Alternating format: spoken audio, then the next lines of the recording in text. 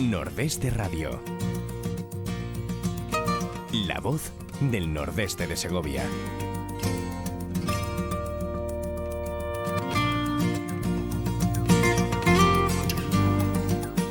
Hola amigos, aquí desde Riaza quiero darles a todos la bienvenida a Nordeste Radio. Vicky Bañez, buenas tardes. Hola, buenas tardes. ¿Qué tal? Muy bien. Bueno, Con un poquito de calor hoy, pero bueno. Estamos con bochorno, luego ya... Sí. He oído, he estado viendo las noticias, estoy viendo el tema del tiempo. Por lo visto en diciembre ya baja un poco las temperaturas. O sea que vamos a empezar el verano como el año pasado, ¿no? En diciembre bajan las temperaturas, Sí. seguro, o sea que tranquila. Maite Pedraza, muy buenas, ¿cómo estás? Pues bien, estoy oyendo el parte meteorológico. Sí, no, para hacerme Bueno, caso. aquí en Madrid os digo que hace un día de esos días, bien, plomizo, pues, pero muy pesado. Sí, Muy pesado. aquí también hace como bochorno, de repente hace un bochorno tremendo, de repente en 4 gotas y está el tiempo muy tonto. Cualquiera diría que es político. Oye, una cosa, es que no te acabas acostumbrando y además siempre la verdad es que te pone un cuerpo malísimo. ¿Has visto las imágenes de este tarado, de este hijo puta de Eibar?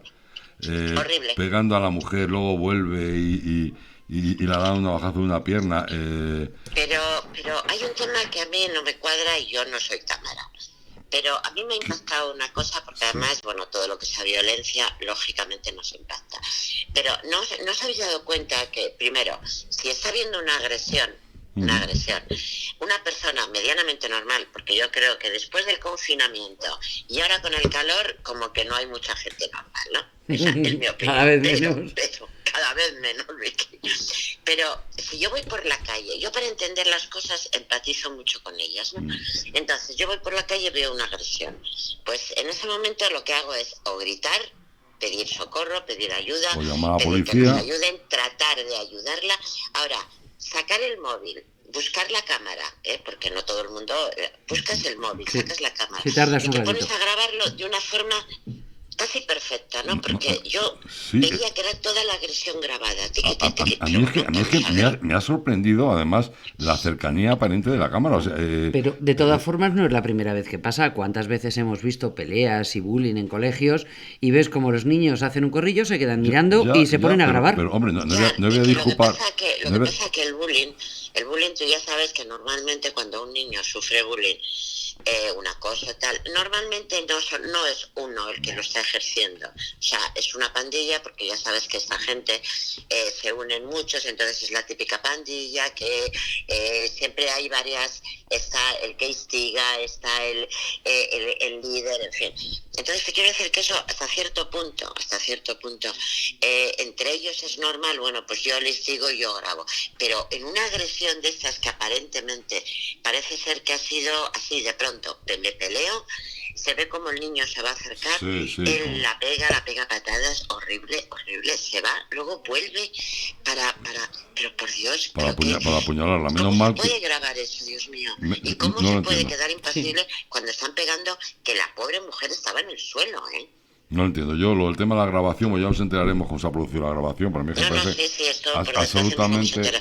Oye, a mí absolutamente. una cosa que también me ha impresionado y tengo que decirla porque ya sabes que nosotros siempre estamos con los colectivos vulnerables, se hable o no se hable de ellos, pero ahora mismo que seguimos con todo, la violencia, tal, no nos damos cuenta de que primero por el confinamiento, segundo, no digo que sea la causa, digo que es un factor de sumación. Hombre, claro. Luego el calor. El problema que hay ahora mismo económico. Uy, y el que va a ver. Y el que va a haber. El agravio comparativo.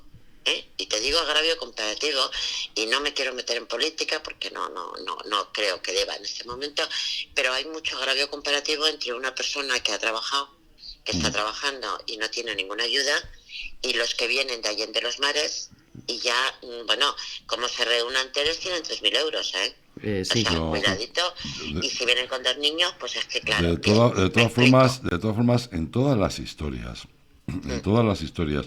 que no entendemos el porqué, como decía un viejo amigo y queridísimo amigo mío, que busca el 10%. Es que probablemente el tema de la inmigración deje mucho dinero a muchos personajes. Hombre, de alguna forma como las pateras, exactamente igual. Pero es que imaginaros ahora las colas que llamamos horriblemente llamadas las colas del hambre. En este momento hay mucho español y yo conozco mucha gente que llevaban trabajando toda su vida, que por una razón se han quedado en paro, que no han cobrado los ERTES, que están viviendo de la caridad de los familiares y están viendo cómo se está distribuyendo paguitas ya de por vida. Sí, entonces, eso es lo que no entiendo tampoco, de por vida. Y además es que prácticamente todos ya sabemos para quién somos. Claro, entonces que estamos fomentando la vaguería, ¿no? Claro. Mira, vosotros vivís ahora mismo en un pueblo maravilloso. El día que vayáis a mi pueblo también es muy maravilloso. No es lo vuestro porque el mío es otro estilo, es otra forma. Pero hay muchísimos pueblos. No hablamos de la España vaciada. Pues vamos a esta gente, se le manda allí que limpien árboles o que limpien tierras, que hagan algo. Ahora, así, de bobilis, no. Pero bueno, esto es otro tema. Lo que yo quería decir es que en ese momento hay, por ejemplo, el otro día una madre, pues con su hijo le mató, se tiró por la ventana. O sea, está habiendo un índice muy, muy alto de suicidios. Muy alto, altísimo.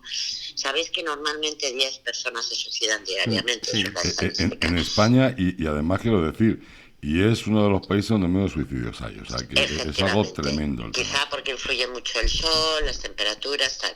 Pero es que ahora está habiendo muchos, porque no las personas, o sea, los pacientes o ahora llamados, mal llamados, porque no sé por qué se llaman así, usuarios, no han podido tener las medicaciones, o sea, no han podido tener, digamos, la asistencia adecuada. Sí. Han estado tratando los terapeutas por screen o screaming o como se llame ese tema. Entonces, el paciente necesita la cercanía de su terapeuta, de su médico, de su enfermera.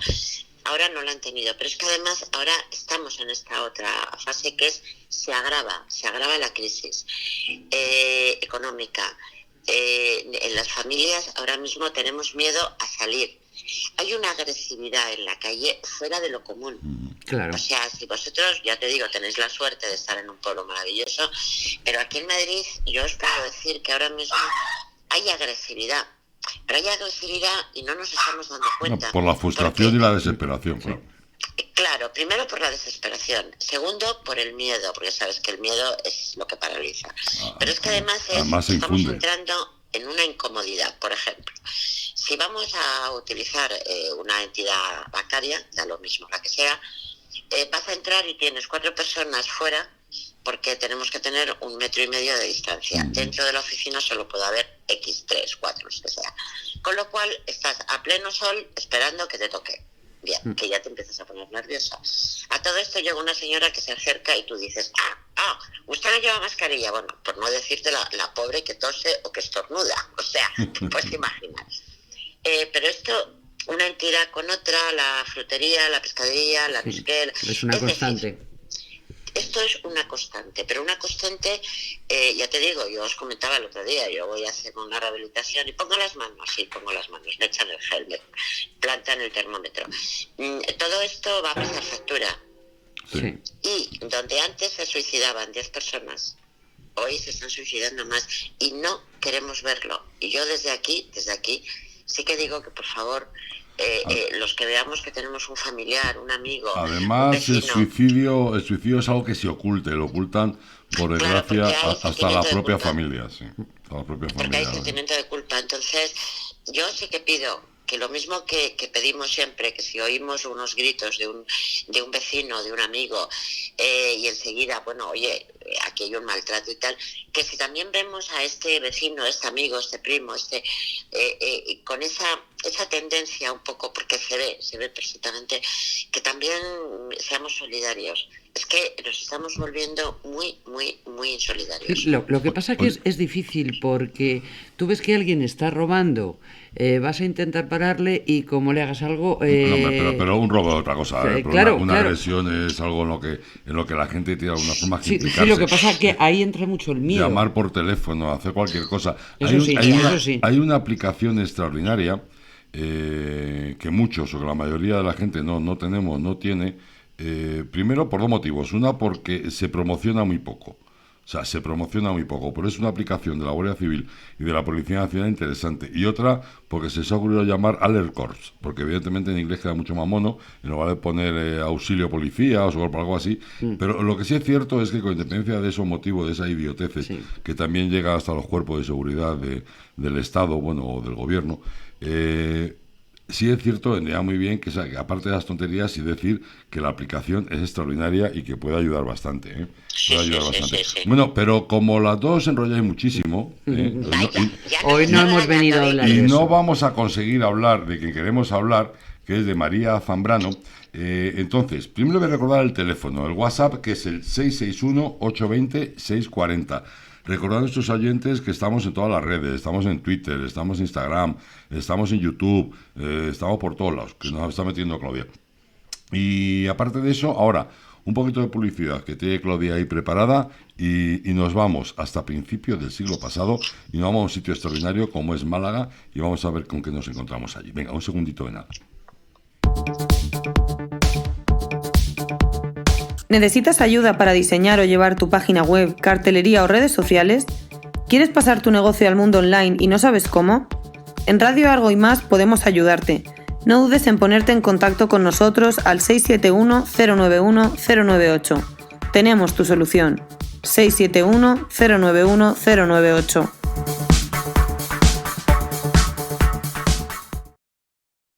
Bueno, les decía que nos íbamos al año 1904, nos íbamos a Vélez, Málaga, y ahí nos encontramos con que ese día, el 22 de abril, nace María Zambrano. ¿Quién fue María Zambrano, amiga Maite? Pues mira, para hacer un poquito así de poner un poquito de, si tuviéramos música diríamos chan, chan, chan, chan. Yo te canto lo que tú quieras. Y con una pandereta ya hago milagros, de verdad. A mí es que eso me gusta, chan, chan, chan, chan. Bueno, pues me vais a permitir que os diga que efectivamente hace 20 y tantos años. Hace 20 y tantos años, no, hace más. Fallece María Zambrano. Sí, es verdad. Yo siempre diré que la palabra de María Zambrano es mágica, es profunda y es sugerente. Deciros ya al principio que hace, pues eso... es que, perdona te interrumpa, luego lo irás contando, es que ya veremos la gente con la que se codeó María Zambrano. Es que la florinata. Claro. Ten en cuenta que el reconocimiento, o sea, cuando fue el 25º aniversario, se empezaron a producir montones de eventos porque era un tiempo donde se reconocía la figura, su pensamiento, o sea, fueron creciendo desde que se le concedió el premio Cervantes y comenzaron a editarse y reeditarse sus principales obras. Ya sabes que en este país, siempre he dicho que es el país del crisantemo, no de la laureada. O sea, aquí hasta que no te mueres, olvídate. María, no, es que es verdad. Sí, es verdad. Es una pena, es una desgracia que en vida no se le reconozca nada. Sí, en vida, bueno, ahí sí hay muchos artistas que se han reconocido en vida, pero cuando realmente han tenido el laurel, la laureada ha sido después de muertos. O sea, yo siempre digo, estamos en el crisantemo. Bien, tú has dicho, y efectivamente tienes toda la razón, un 6 de febrero, en Vélez, Málaga, nace la gran señora de la palabra profunda y sugerente. Ella, a los 4 años, se traslada desde Vélez, Málaga, a Madrid, y de allí se traslada a Segovia. Bueno, esta mujer ha vivido y ha viajado prácticamente por todo el mundo. Allí tenemos por ahí una fotografía, porque Claudia va a ir metiendo fotografías, y en una de ellas está de fondo el acueducto de Segovia. Mira, efectivamente, ella transcurre prácticamente toda su adolescencia transcurre allí, y ya en el 1924 y hasta el 27 empieza a cursar estudios de filosofía en Madrid, y ella asistía, que es lo que tú decías aquí, asistía a las clases, imagínate, de José Ortega y Gasset. Además, ella era una alumna aventajada, de hecho. Era, una mujer inteligentísima, era una mujer, pues con una clara idea. De hecho, siempre decimos, y esto es que hoy se me vuelan, tengo como un torbellino de papeles aquí en el salón, porque no sé qué me ha pasado con el aire, se me van volando todos los papeles. Ahora no te veo. Apaga el ventilador, a ver. No, y me muero de calor. No, bueno, diré, ¿te acuerdas cuando siempre decíamos, claro, es una alumna aventajada? Pero claro, es que ella fue hija de maestros republicanos. Sí, porque además tanto el padre como la madre eran maestros. O sea, esta mujer ya no nació precisamente en un hogar, sus padres eran maestros, su padre se llamaba Blas Zambrano y fue presidente de la agrupación socialista de Segovia.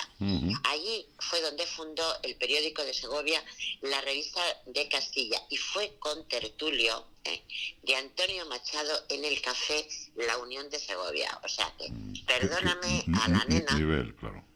Ya le venía de casta, porque estamos hablando de que el padre, en fin, que tenía sus charlas con Machado. Bueno, la hermana vamos a ponernos un poquito así de familia, para luego ya irnos a todo su tema. Su hermana una de sus hermanas se llamaba Araceli.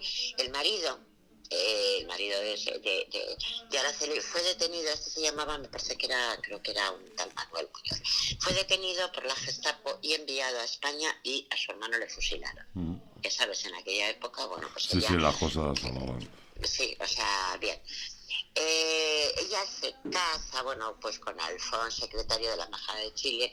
Quiero decirte que ella estuvo siempre muy, muy en contacto con, bueno, pues no solamente con las letras, sino ya, pues bueno, desde pequeña despuntó y fue realmente una alumna muy aventajada.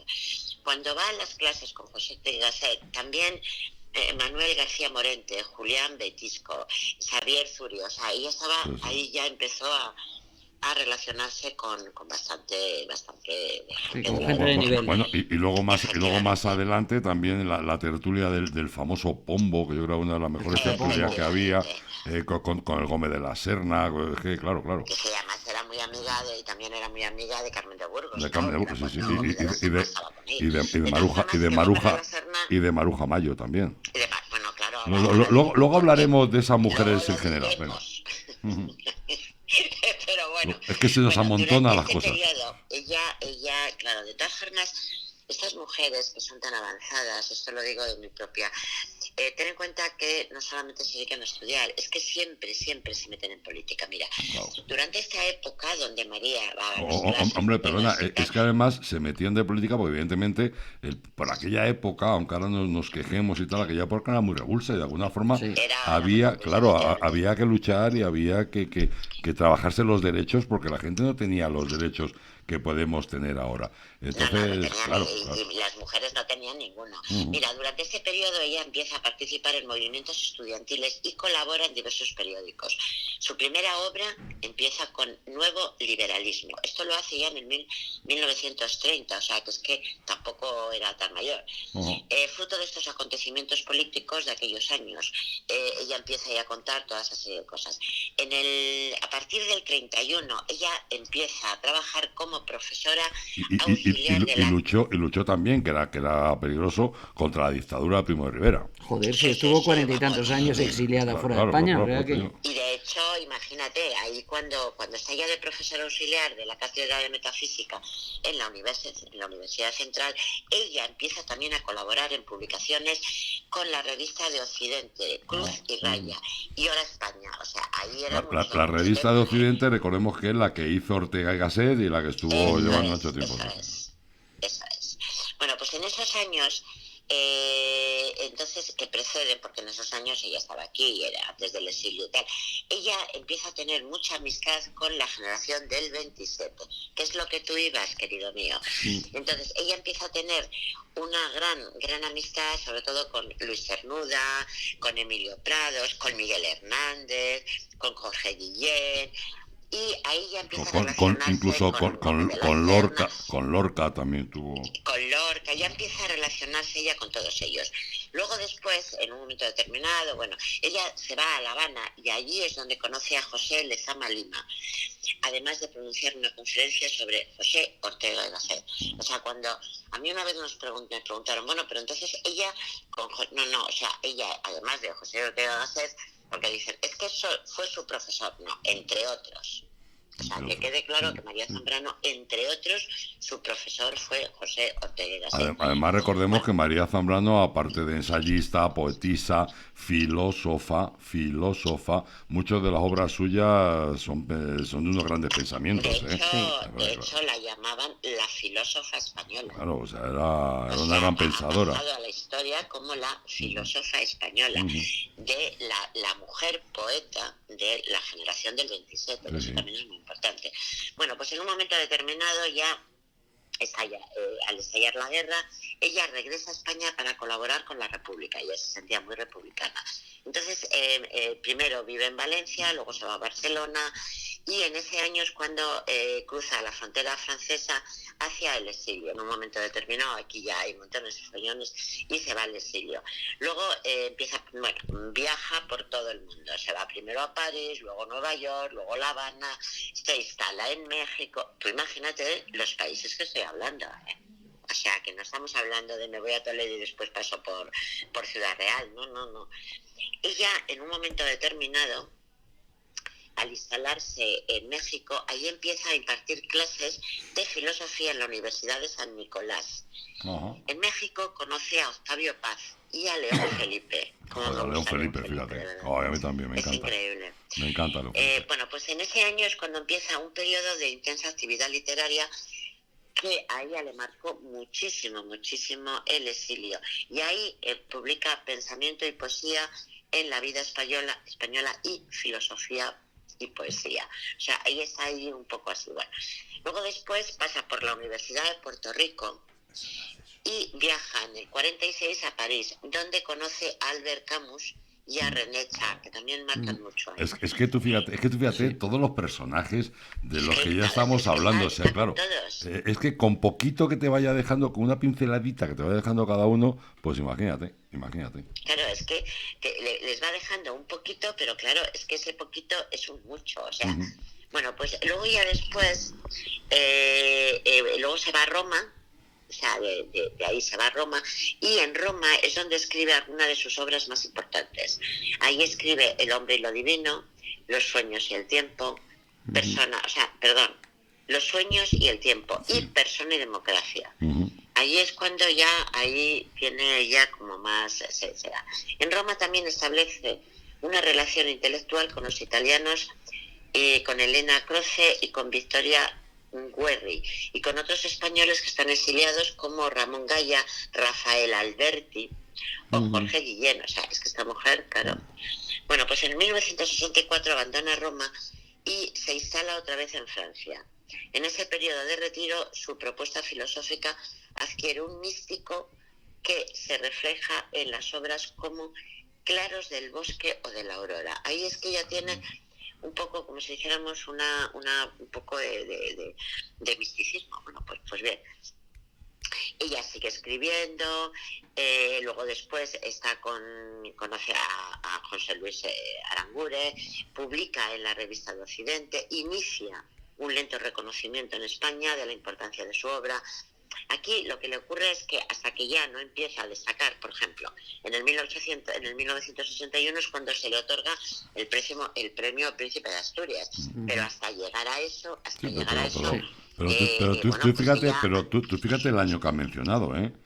Sí. 1961. Es que fue en el 1981. 81, perdona. Esto fue hace 2 días. Sí. Fue hace, y fíjate, si hablamos de años, en el 81 se le entrega el premio Príncipe de Asturias, y en el 1988, que es que bueno, ya estábamos todo el mundo aquí, se le da, el Ministerio de Cultura de España le da el premio Miguel de Cervantes a la literatura. Es a partir de ese momento cuando realmente la gente, yo digo, mucha gente pues empieza a reconocer su obra. Ella estuvo mucho en contacto con la residencia de señoritas dirigida con María Maeztu. O sea, yo también conocía a María Maeztu. Claro, yo creo que está... Hombre, de alguna forma en aquella época los pocos que había intelectuales se juntaban siempre, se movían en los mismos círculos, con lo cual todos se conocían. Los pocos, ¿tú crees que hay más intelectuales ahora? No, digo Yo los pienso que pocos, no. los pocos a nivel renombre, por supuesto. Yo Ahora además- no, ahora no. Yo lo veo Ahora bastante no. menos. Además, no tienen. El problema de la intelectualidad actual es que no tienen púlpito. No, No No, tienen exactamente, sitio. exactamente. Efectivamente. Pero ella siempre iba pues eso, a sus tertulias y tal. Mira, aparte de estar, luego participó mucho en las misiones pedagógicas con Luis Cernuda. Durante la República rechazó presentarse como diputada en las listas del PSOE, pero siempre estuvo próxima a ese partido. O sea, ella era republicana, pero yo creo que realmente, bueno, ella era una socialista. Pero le De habían hecho, ofrecido- cuando la exiliaron fue por haber estado tan metida en el mundo de la política, ¿eh? Claro, es que también ten en cuenta que estaban muy vigilados porque ya te digo, incluso su hermana, el marido de su hermana fue fusilado. Entonces, pero ella nunca quiso, le ofrecieron lo de ser diputada y ella en ningún momento quiso ser diputada. Ahora, siempre estuvo muy ligada al PSOE. Durante la República estuvo ahí y además lo rechazó constantemente. Ella era no quería ese tipo de cargos públicos. María se mueve siempre, su vida era entre la duda, entre desarrollar su pasión política, porque también le venía por genes, o sea, su padre se había dedicado, o dedicarse al pensamiento. Entonces, ella decidió dedicarse al pensamiento. A mí las obras suyas de pensamiento me parecen que hay algunas que son tremendamente buenas. De todas formas, ella también decide mucho y participa mucho en mítines a favor del Frente Popular. Ella tuvo que derribar muchos muros que impedían el acceso a la mujer a la vida pública durante una gran parte de su vida, sobre todo cuando la exilian. Ella empieza a defender a la mujer, porque bueno, pues es que a la mujer ahí no le gustaba nada, o sea, no gustaba que la mujer estuviera. A ella le gustaba mucho definir su compromiso como servicio al momento histórico. Una cosa muy curiosa, que a mí eso me hizo mucha gracia cuando lo leí. En Roma, uno de sus lugares, o sea, el lugar predilecto de ella fue Roma. Entonces ahí iba mucho al café Greco. Y ahí escribió los cuadernos del café Greco. También le gustaban los gatos. ¿Ah, sí? Es que los gatos era algo que estaba ella muy fascinada. Y entre sus amigos, que creo que estamos hablando, claro, ella aportaba mucho porque tenía un buen cociente y una buena inteligencia. Claro. Pero ella era muy amiga de Miguel Hernández, de Ramón Gaya, Rafael Diester, o sea, en fin. A lo largo de su vida, le dieron muchos premios, o sea, os puedo decir lo tengo por años. En el 81 premio Príncipe de Asturias, pero empieza en el 81, ¿eh? Sí, pero ese y el Cervantes fueron los más importantes que recibió, claro. Claro, en el 87 doctora honoris causa de la Universidad de Málaga. En el 87 se crea la Fundación María Zambrano en Vélez. En el 88 es el Cervantes, que es el más significativo. Pero hasta ese momento, pues sí, todo el mundo hablaba de María Zambrano, pero realmente no se la reconocía en esos círculos. Hay un dato muy curioso que a mí ya sabes que me gusta mucho, sobre todo de estas personas que son tan grandes, ¿no? Me gusta mucho saber esas pequeñas anécdotas, ¿no?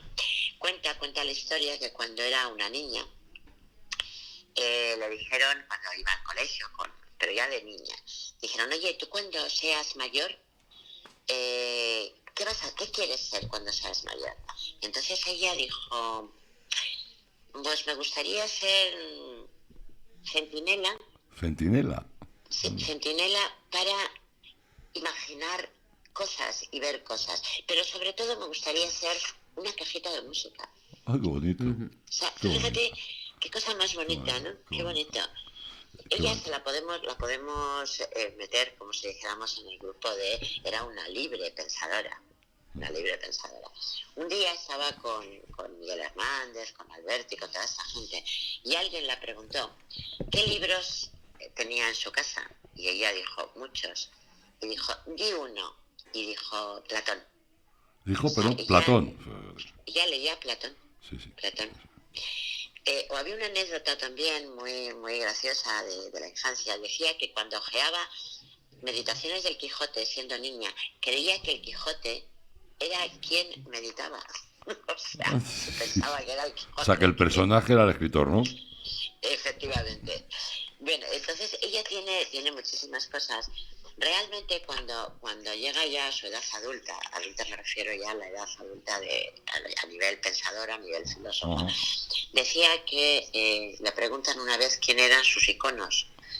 Y ella no dudó en decir Antonio Machado, León Felipe, Julián Besteiro, Menéndez Pidal, Ortega y Gasset, Octavio Paz. Es que tú fíjate claro, qué personaje. Qué grupo, joder. Es que claro, imagínate. Ella tenía una serie de valores, es que me gusta mucho, yo creo que para hablar de la historia de una mujer, si vamos a hablar de su historia literaria, de su historia, para eso están los literatos, ¿no? A mí me gusta también traer aquí la faceta humana, claro. Porque yo creo que conociendo la parte humana conoceremos mejor a la escritora. Por supuesto. Ella tenía unos valores increíbles, y entre esos valores sus amigos decían que era una mujer tolerante, valiente, íntegra y con un gran sentido de la justicia, y sobre todo solidaridad y compromiso. Era una mujer que verdaderamente mereció siempre la pena conocerla.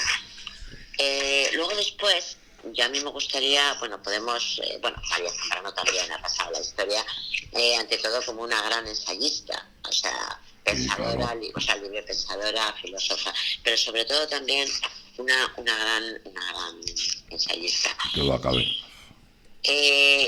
La preguntan una vez, fíjate que ella venía de una familia, pues bueno, en esa época acomodada, ¿no? Sin embargo, dice que es tremendamente actual. Ella le defendía mucho porque decía que el peor de los delitos sería especular con el hambre y la esperanza de un pueblo. La peor acción y la más peligrosa es el hambre, y la esperanza son los motores más activos de la vida humana. O sea, ya, imagínate qué palabras. Mira, hubo una frase de Pérez Reverte hace no muchos años, cuando estábamos en la crisis anterior, que a mí me encantó, y diciendo: cuidado, ojito con la gente desesperada, porque son capaces de cualquier cosa, porque no tienen nada que perder. Y realmente es cierto, y esta frase es muy actual ahora con lo que nos viene encima. Ojito con la gente desesperada, porque probablemente al tener poco que perder, pues quizás nos dediquemos a protestar y a reivindicar. Cuando no tienen nada que perder, pues es como, por ejemplo, los niños que son un amor, y tú sabes, perdón, cómo defiendo yo a los niños. Sin embargo, los niños en principio sí quieren a su madre, a su padre y tal, pero los niños son crueles porque realmente no han desarrollado ese sentimiento de no hacer daño, de culpa. O sea, bueno, pues una persona que no tiene nada que perder es una persona muy, muy desesperada. Mira, hay una cita que a mí me gusta mucho de María Zambrano, y dice: poéticamente siempre la poesía habita en el hombre. Convertir el delirio en razón sin abolirlo es el logro de la poesía. Por Dios, a mí es que me parece también había también una frase, lo que pasa es que voy a decir de memoria, porque evidentemente no es algo textual, pero sí decía algo como que el extremismo te lleva a perder la razón de lo que estás defendiendo. Sí, de alguna manera esa frase... Sí. Es el espíritu de la frase. La frase no es literal, porque no lo digo en memoria. La frase en concreto era: todo extremismo destruye lo que afirma. Bueno, efectivamente. Ella lo dice mucho más bonito, pero bueno, era eso, sí. Sí, pero el espíritu. De todas formas, a mí también me gustaría destacar cuando estamos hablando de la obra de esta gran mujer, de esta filósofa, de esta libre pensadora, de esta ensayista, me gustaría reflejar qué perteneció, porque a mí me parece que la mujer, siempre lo diré, siempre somos las grandes olvidadas. Entonces tenemos que estar constantemente ahí repitiendo para que no se nos olvide que a lo largo de la historia hemos tenido mujeres impresionantes.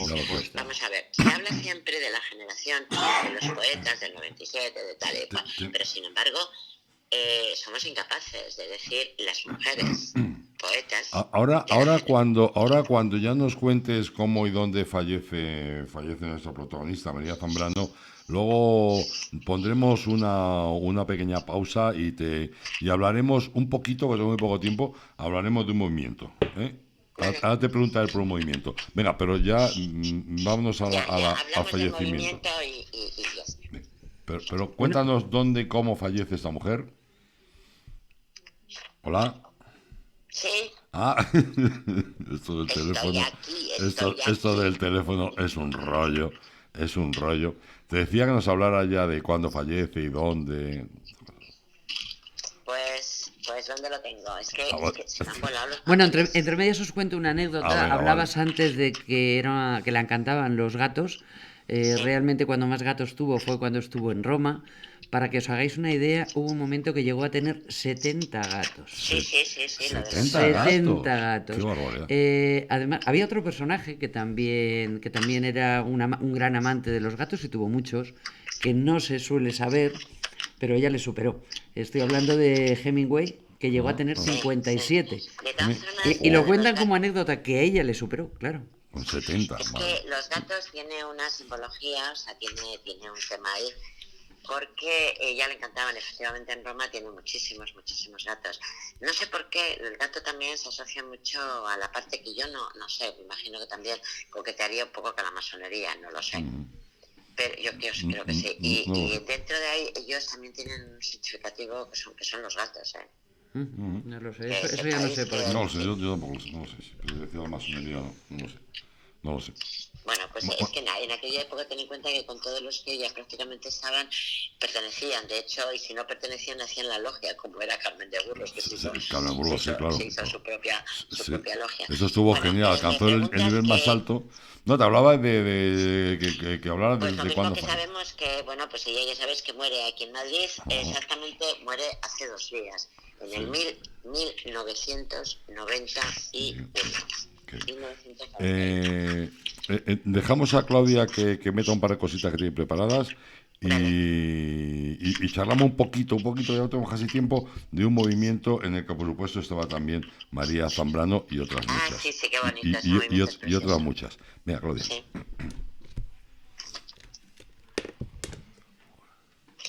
Tú.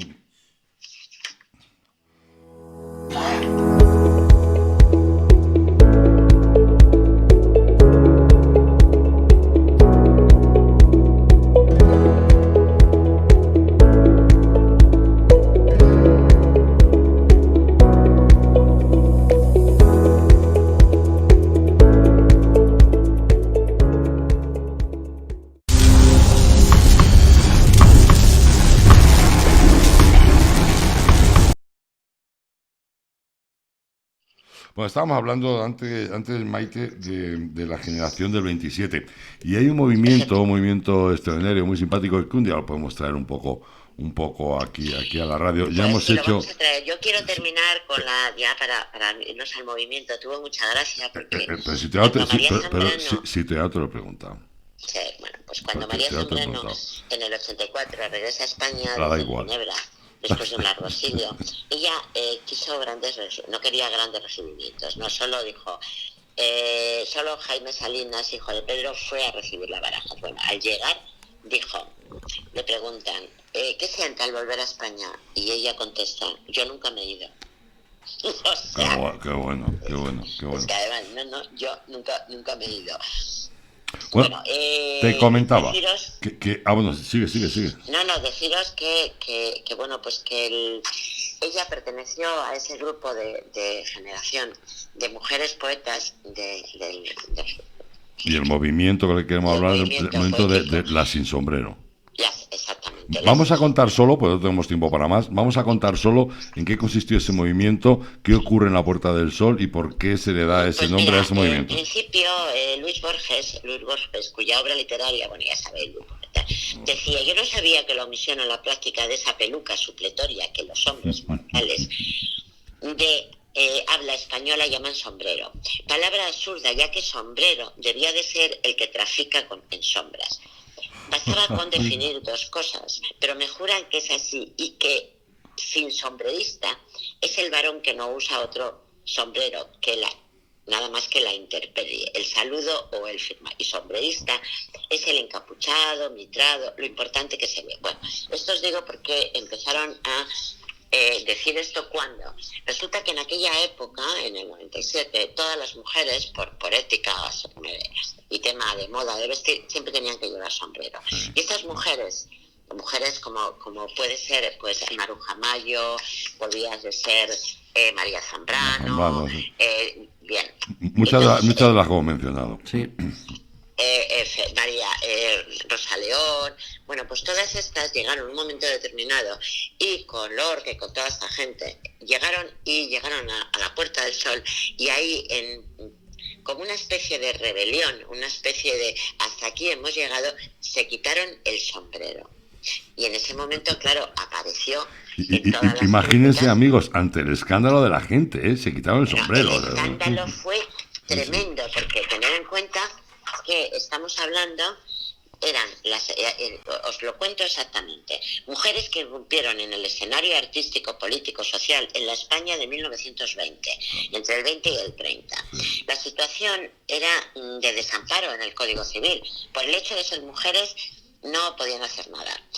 Esto lo que hicieron ellas es que para ocupar este espacio que les perteneciera sin pedir permiso, o sea, la mujer ya sabéis que no tenía nada. Bueno, hasta la llegada del gobierno de la República no alcanzarían su igualdad como ciudadanas, y fueron estas mujeres libres, transgresoras, talentosas, que cogieron tranquilamente y se quitaron el sombrero en cuestión. Bueno, el escándalo fue tremendo. Entre estas mujeres podemos destacar a Marga Gil, estaba nuestra conocida María Zambrano, nuestra protagonista, Rosa Chanel, había muchísimas, o sea, Maruja Mayo. Entonces todas estas mujeres lo que hicieron fue, pues tener este acto de valentía, pues porque ya está bien, aparte de que el sombrero, pues estaban hasta ahí, ¿sabes? Oye, qué bien lo hemos pasado en el Ateneo y en otros sitios, como el Ayuntamiento de Toledo y en otros sitios, donde habéis interpretado a distintos personajes, distintas mujeres de estas. Pues sí, además llevamos a Rosa León, a Ernestina Capuchal. La verdad es que lo pasamos fenomenal, además que es un rato entretenidísimo y qué bien. Bueno, que ya nos tenemos que marchar, pero antes tenemos que hablar de una cosa. Primero, el 661-820-640 si ustedes nos quieren contar algo. Segundo, preguntar a Claudia si tiene que meter algo más o no. No, dice que no, vale. Y tercero, proponeros un tema, y es, recordemos que tú, aparte de muchísimas cosas, eres bibliotecaria del Ateneo de Madrid, que estás dentro de la Junta Directiva del Ateneo de Madrid, y que el Ateneo de Madrid cumple 200 años. Entonces, qué mejor oportunidad que la semana que viene hablar un poco de la historia del Ateneo de Madrid y ver las mujeres que han pasado por el Ateneo de Madrid. Pero bueno, no vamos a hablar solamente de mujeres, ha habido también grandes personajes que han pasado por allí, y sobre todo la historia que encierra el Ateneo de Madrid. Y podemos hablar un poco del presente también del Ateneo de Madrid, las obras que se están ahora mismo realizando. Podemos hablar un poco de ese fondo de biblioteca que hay en el Ateneo de Madrid, de ese fondo de fonoteca que hay en el Ateneo de Madrid, de ese fondo de cristales que es único, que Estás solamente... diciendo tantas cosas que vamos a hacer como de pequeños en el colegio. Hay que hacer un resumen con los titulares, porque estás diciendo tantas cosas.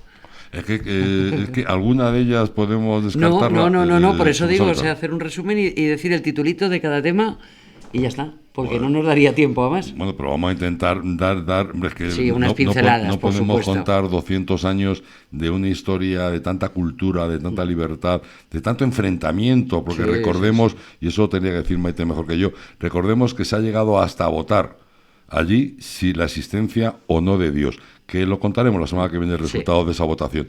Se han hecho tantas cosas que sería imposible hablar de la Ateneo de Madrid y contar una millonésima parte de lo que ha ocurrido allí, pero bueno, intentaremos contar algo y dar unas pinceladas importantes del Ateneo de Madrid. ¿Os parece buena idea? Venga. Me parece una idea fantástica. De todas formas, tener en cuenta que cuando hablamos vamos a ver, el Ateneo, como ha dicho, todos tenemos un poco de razón.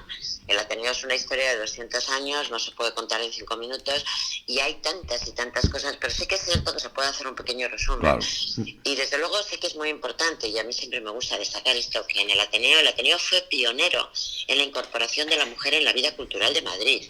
Sí. Fue pionero. Sí. Lo que ocurre es que en aquella época, estamos hablando de principios del siglo XIX, principios del siglo XIX, y ahí las mujeres, para poder ir a oír una conferencia, tenían que coger un pase especial y iban a la tribuna de señoras. Sí. No podían ir abajo, ¿no? En la platea. Luego ya después, bien finalizado el siglo XIX, es cuando ya las señoras ya entran de pleno derecho. Ya sabes que ya contaremos poco a poco la historia. Regaña a Maite porque ha empezado a contar la historia del Ateneo. Y has dicho que lo vamos a contar la semana que viene. Yo es que no me atrevo a regañaros a ninguna. No tengo valor. Lo que podemos hacer es hacerlo, podemos hacer unas pinceladas, y luego lo que podemos hacer es, por ejemplo, si me ocurre, pues hablar de la mujer en el Ateneo, vale. La parte científica, la parte literaria, la parte artística. Algo haremos, seguro que nos queda ¿por bien. qué se llama Ateneo literario artístico? ¿Por qué? Porque científico, el por qué cuando entras al Ateneo ves los medallones que está Velázquez, que está... Que bueno, que Maite, ya lo que ya. Seguro que al final no nos dará tiempo a contar todo lo que queremos y nos pisaremos la palabra, pero bueno, intentaremos que eso no ocurra. Lo pasaremos bien. Pero eso nos pasa porque estamos muy lejos. Es verdad. En la mesa, como nos miramos, pero es que claro, ahora esto es muy difícil. Pero no, lo hacemos bien. Maite Peraza, que además sé que tienes mucha prisa. Ha sido un placer el tenerte, y el jueves que viene lo pasaremos fenomenal hablando del Ateneo. Claro que sí. Vicky Báñez, muchísimas gracias. A ti, a vosotros. Un besito, Maite. Claudia, muchísimas gracias. Amigos, ha sido un auténtico placer estar con ustedes, y desde aquí le mando un abrazo muy, muy, muy fuerte. Les recuerdo Claudia. Les recuerdo otra vez el WhatsApp, que es el 661-820-640. Amigos, hasta mañana. Nordeste Radio. La voz del Nordeste de Segovia.